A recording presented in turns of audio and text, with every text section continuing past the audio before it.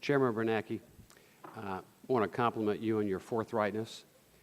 It's something that unfortunately we don't see that much of on this side of that table. And thank you for being so frank with us when you appear before us.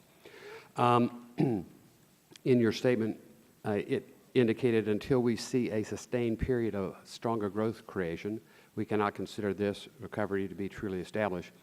Is it fair to say then that despite the claims from the academics to the contrary, that this indicates the recession has not yet bottomed out? Again, the recession is a technical term. It just means that, that the decline has stopped and that we're now growing. So we have been growing, but I would say that if the labor market doesn't continue to improve, the risk would be that consumers would see unemployment going back up again, they would lose confidence, and then you would have increasing risk that the thing might stall out.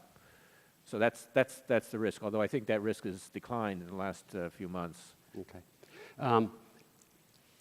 I assume part of the Fed's goal with QE2 is to provide an influx of capital into the economy to ensure that our financial institutions have adequate capital to lend for housing construction, commercial purposes and stuff. And given that goal, I wanted to call your attention to a recent proposed regulation by the Internal Revenue Service that could have a pretty devastating impact on our financial institutions, I believe. The proposed IRS rule would force banks to hand over interest payment information on foreign deposits.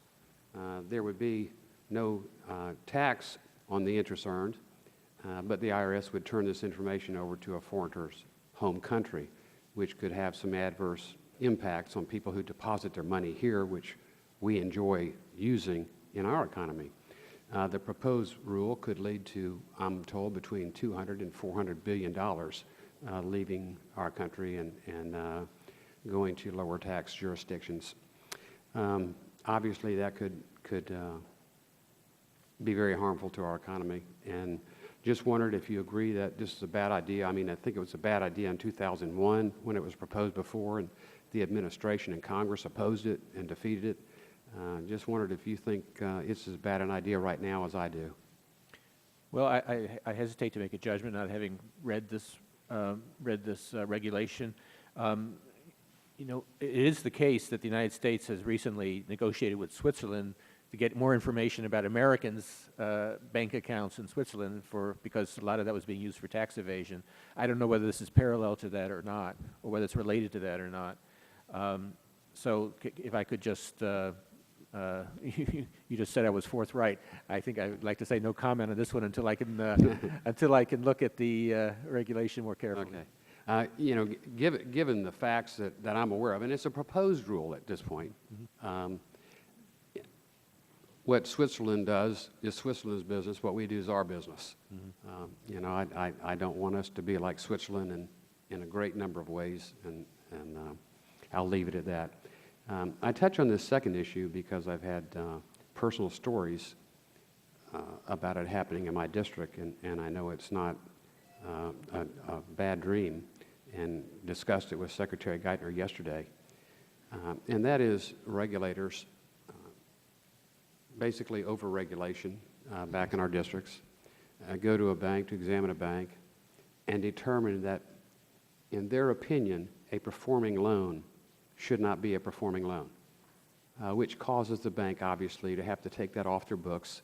They can't earn interest on it, and it's, you know the consequences of a markdown. It's very, very damaging.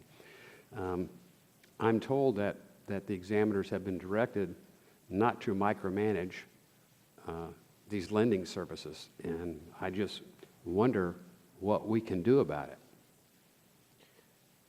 Yes, we have, I should just say that we've made enormous effort to train the examiners, to issue guidances, to have outreach conferences, to have meetings with small bankers and small businesses.